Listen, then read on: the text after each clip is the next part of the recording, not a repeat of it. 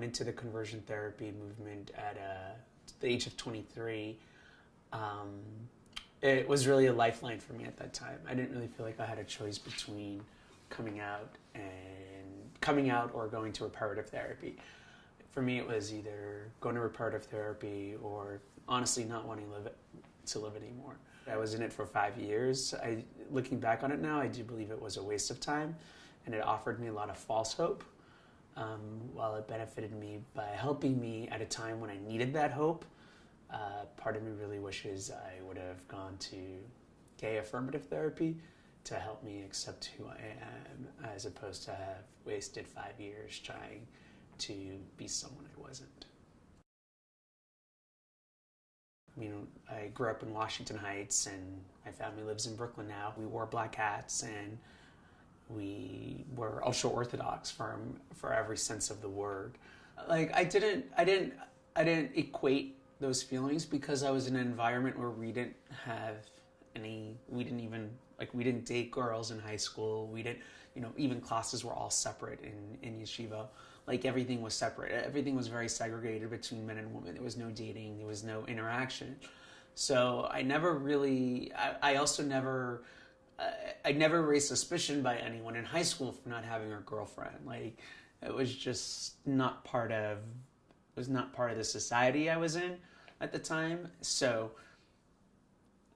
but I knew that the feelings I had were wrong.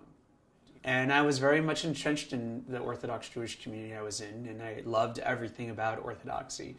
And I wanted to have what my family expected of me and my community and all my friends were having at the time, which was to get married to a woman and have children, and to be fruitful and multiply, as I was raised to be from the Bible.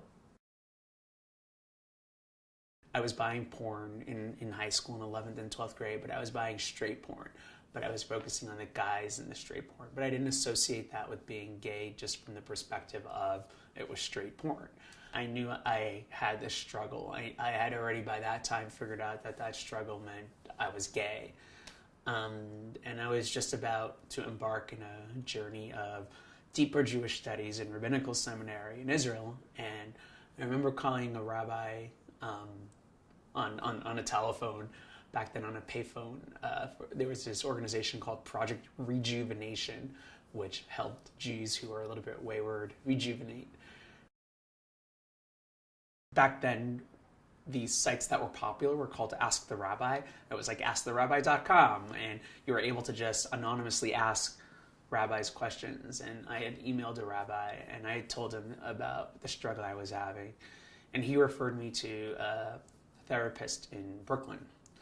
And that therapist was actually a psychiatrist. And he was the first person I told in person that I had these feelings. And he told me that all I needed to do was to start dating women and get married. And once I had a sexual outlet and a wife, then the feelings would go away. I ended up just going out with lots of women. I always went on 1 date or 2 dates or 3 dates.